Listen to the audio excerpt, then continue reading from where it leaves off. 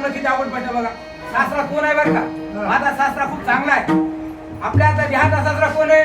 आपल्या ध्यानचा सासरा अहंकार आहे बरं का. अहंकार आपला नसला पाहिजे. अहंकारमुळे आपण भक्ताला गमलो तिथं आणि आपल्या किती आपल्याला बरं का सत्वर पाव ग